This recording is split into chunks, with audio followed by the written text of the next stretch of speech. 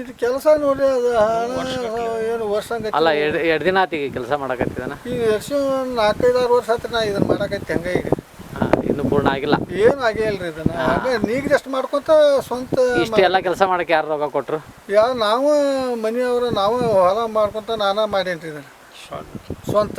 ಹಾಂ, ಮತ್ತೇನು ಯಾವುದೇ ರೀತಿಯ ಯಾವ ಸಹಕಾರನೂ ಇಲ್ರಿ ಇದಕ್ಕೆ. ಹಾಂ, ನೀವು ಸ್ವಂತ ಖರ್ಚೊಳಗೆ ಮಾಡಿರಿ? ಸ್ವಂತ ಖರ್ಚಿನೊಳಗೆ ಮಾಡಿ. ಮತ್ತೇನಾದ್ರು ಸರ್ಕಾರದಿಂದ ಏನು ಸರ್ಕಾರದಿಂದ ಒಂದು ಪೈಸಾ ಬಂದಿಲ್ಲ ಬಿಡ್ರಿ.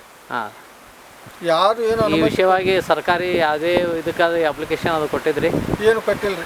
ಮತ್ತು ಯಾರ ಈ MLA ಆಗಲಿ ನಿಮ್ಮ ಕ್ಷೇತ್ರದ MLA ಆದರೂ ಇದ್ರ ಬಗ್ಗೆ ಏನಾರ ಮನವಿ ಸಲ್ಲಿಸಿದ್ರಿ? ಏನು ಸಲ್ಲಿಸಿಲ್ರಿ. ಮತ್ತು ಸಲ್ಲಿಸಲಾರ್ದೇನ ಅವ್ರು ಹೆಂಗೆ ಕೊಡೋಕೆ ಸಾಧ್ಯ ಆಕತ್ರಿ? ಹೌದಲ್ಲ? ಮತ್ತು ಈ ವಿಷಯವಾಗಿ ನೀವು ಏನು ಮುಂದಿನ ದಿನದಲ್ಲಿ ಏನು ಕ್ರಮ ಇದನ್ನು ಪೂರ್ಣ ಮಾಡೋಕ್ಕೆ ಏನು ವ್ಯವಸ್ಥೆ ಮಾಡ್ಕೊಂಡಿರಿ? ಈಗ ಪೂರ್ಣ ಮಾಡಲಿಕ್ಕೆ MLA ಅವ್ರಿಗೆ ಒಂದು ಲೆಟರ್ ಕೊಡೋದು. ಹಾಂ, ಮತ್ತು ಗ್ರಾಮ ಪಂಚಾಯತಿ ಅವ್ರಿಗೆ ಹೇಳಕತ್ತೀವಿ ರೀ. ಹಾಂ, ಮತ್ತು ಆಮೇಲೆ ಮುಂದಿನ ವಿಚಾರ ಅವ್ರಿಗೆ ಬಿಟ್ಟಿದ್ರಿ. ಅದೇನು ಊರಾನ ಹಿರಿಯರಿಗೂ ಹೇಳೀವಿ. ಹಿರಿಯರಿಗೆ ಯಾರು ಏನಂತಂದ್ರಿ? ಹಿರಿಯರು ಮಾಡೋಣ್ರಿ ಅಂತಾರ್ರಿ. ಹಾಂ, ಆದ್ರೆ ಅಲ್ಲಿ ಬಂದು ನಿಂತು ಮಾಡಿ ಕೊಡೋರು ಬೇಕಲ್ರಿ. ಇನ್ನು ನೀವು ವೈಯಕ್ತಿಕ ಮಾಡೋದಾದ್ರೆ ಇನ್ನೊಂದು 10 ವರ್ಷ ಹೋಗತ್ರಿ ಅದು. ಏನು 10 ವರ್ಷಕ್ಕೆ 20 ವರ್ಷ ಆದ್ರೂ ಹೋಗೋದ ರೀ. ಹಾಂ, ಅದಕ್ಕಾಗಿ ಈಗ ಇದನ್ನು ಎಷ್ಟು ದಿನದೊಳಗೆ ಇದನ್ನು ಮುಗಿಸ್ಬೇಕಂತೇಳಿ ತೀರ್ಮಾನ ಮಾಡಿರಿ? ನಾವು ರೀ ಹ್ಞೂ ನಾವು ಇದನ್ನು ಈಗ ಹನುಮಂತಿ ಅವ್ರನ್ನ ಸ್ಥಾಪನಾ ಮಾಡ್ಬೋದ್ರಿ ಅದನ್ನು ಗುಡಿ ಒಳಗೆ. ಆ ದ್ಯಾಮಗುಡಿ ಕಟ್ಟು ನಮ್ಮ ಕಡೆಯಿಂದ ನೀಗೋದಿಲ್ಲ ಬಿಡ್ರಿ ಅದು. ಮತ್ತು ಅದಕ್ಕೆ ನಿಗೋದಿಲ್ಲ ಅಂದ್ರೆ ಮುಂದೆ ಗತಿ ಹೆಂಗೆ ರೀ? ಗತಿ ಹಂಗಂದ್ರೆ ಮತ್ತು MLA ಅವ್ರಿಗೆ ಅದು ತಿಳಿಸ್ತೇವೆ ರೀ. ಮತ್ತು ಅದನ್ನು ನೀವು ಮಾಡೋದು ಯಾವಾಗ ರೀ? ಈಗ ಲೆಟ್ರ್ ಕೊಡ್ತೇವೆ. ಅದೇನು ಇವತ್ತು ಬರ್ದು ಹಾಕಿ ಕಳಿಸ್ತೇವೆ ರೀ. ಅಲ್ಲ, ಒಂದು ಯೋಜನೆಗಳು ಇರ್ತಾವಲ್ರಿ.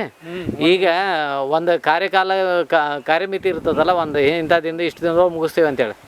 ಮತ್ತು ಈಗ ಲಘು ಮುಗಿಸ್ಲಿಕ್ಕೆ ಏನು ಯಾವ ಕ್ರಮ ಕೈಗೊಂಡ್ರೆ ಇದು ಲಘು ಮುಗಿತೈತೆ? ಸಾರ್ವಜನಿಕ ಸಹಾಯ ಪಡ್ಕೊಂಡು ಆಮೇಲೆ ಅವರು MLA ಅವರು ಒಂದಿಟ್ಟು ಏನಾರ ಸಹಾಯ ಪಡ್ಕೊಂಡ್ರಿ ಪತ್ರದ ಮುಖಾಂತರ ಅವ್ರಿಗೆ ತಿಳಿ ಹೇಳಿ ಅದ್ರ ಕಡೆಯಿಂದ ಸಹಾಯ ತೊಗೊಂಡು 1 ವರ್ಷ 20 ಏನಾದರೂ ಮುಗಿಬಹುದು. ಮತ್ತು ಕರ್ನಾಟಕ ಸರ್ಕಾರದಿಂದ ಏನಾದರೂ ಅನುದಾನ ಪಡೆಯೋ ಒಂದು ಅವಕಾಶ ಇದೆ ಅಲ್ಲಿ? ಕರ್ನಾಟಕ ಸರ್ಕಾರದಿಂದ ಪಡಿಬಹುದು ಸರ್. ಅದಕ್ಕೆ ಇಲಾಖಾವಾರು ಹೋದ್ರೆ ಅದಕ್ಕೆ ಅದು ಬೇಕಾಗತ್ತಲ್ಲ, ಸಂಘ ಸಂಸ್ಥೆಗಳ ಥ್ರೂ ಹೋಗ್ಬೇಕಾಕತಿ. ಈಗ ಇದು ರೀಸನ್ ನಂಬರ್ ಜಮೀನಲ್ಲಿ ಇರೋದ್ರಿಂದ ಇಲ್ಲೇ ಗ್ರಾಮಸ್ಥರ ವ್ಯಾಪ್ತಿ ಒಳಗೆ ಬರ್ತೈತಿ. ಮುತ್ತಿಗೆ ಗ್ರಾಮಸ್ಥರೆಲ್ಲರೂ ಕೂಡಿಕೊಂಡನ ಅದಕ್ಕೆ ಏನಾರ ಒಂದು ಸಲಹೆ ತೊಗೋಬೋದು ರೀ. ಈಗ ಆಲ್ರೆಡಿ ಇವ್ರದ್ದು ಡಾಕ್ಟರ್ ಬೊಂಬುಲೆ ಸರ್ದು ಒಂದು ಸಂಸ್ಥೆ ಅದ. ಆ ಸಂಸ್ಥೆ ಥ್ರೂ ಮಾಡ್ಬೋದು.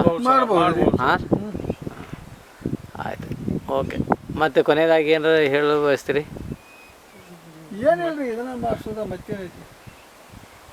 ಆದಷ್ಟು ಮಟ್ಟಿಗೆ ಒಟ್ಟು ಸಾರ್ವಜನಿಕರ ಸಹಾಯದಿಂದ ಅವ್ರನ್ನ ಪಡ್ಕೊಂಡು ಅವ್ರನ್ನ ತೊಗೊಂಡು ಕಾಸು ಬೆಳೆದಾಡಿದ್ರೆ 1 ವರ್ಷ 20 ಒಳಗೆ ದೇವಸ್ಥಾನ ಆಗ್ಬೋದು ಸರ್, ಜೀರ್ಣೋದ್ಧಾರ ಆಗ್ಬೋದು.